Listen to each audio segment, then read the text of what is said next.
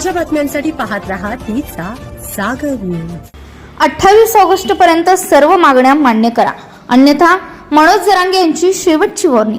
मराठा आंदोलक मनोज जरांगे यांनी ओबीसीतून मराठा आरक्षणासाठी पुन्हा आक्रमक भूमिका घेतली। जरांगे यांनी पुन्हा आरक्षणासाठी आंदोलनाची हाक दिली।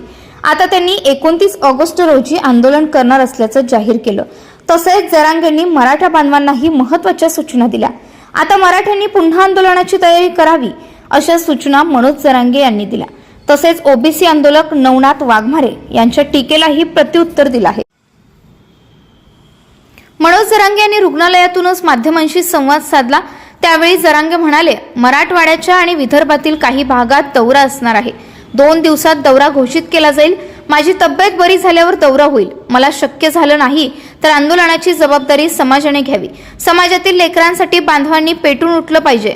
मराठा समाजाने दबून राहू नका, कोणाला भिवू नका, कोणाच्या दबावाखाली वागू नका। जे पोरं आक्रमक झाले आहेत त्यांना न्याय मिळाला पाहिजे। कुणाला भिवू नका।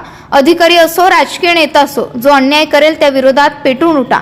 29 तारखेपासून पुन्हा जीवघेणी लढाई सुरू होणार, त्यामुळे दौरा झाला नाही तर नाराज होऊ नका। मी इतका बोलतो, मात्र कोणाच्या लेकीबाळीवर आणि महिलांवर बोललो नाही। मी कधीच हिंदू किंवा इतर समाजाच्या लेकीबाईला कधीच बोललो नाही। मराठ्याच्या लेकीविषयी कोणी बोलत असेल तर 100% भुरटी औलाद आहे। आम्ही कोणाच्या लेकींविषयी बद्दल बोललो नाही। दुसरी बाजू दाखवायची का? तुमचं दाखवलं तर वासुदेव होईल। मराठ्याची पोरं सोपे नाही। तुम्ही वाईट ठराला गेलाय, आम्हाला वाईट ठरवलं जात आहे। खरं तर तुम्ही सुरुवात केली, आता मराठे सुद्धा त्याच भाषेत तुम्हाला बोलणार आहेत, असा इशारा जरांगे यांनी ओबीसी आंदोलक नवनाथ वाघमारे यांना दिला। आम्ही आई पळून गेली म्हटलो का? मी म्हटलं का त्याची आई दुसऱ्याच्या घरात घुसली?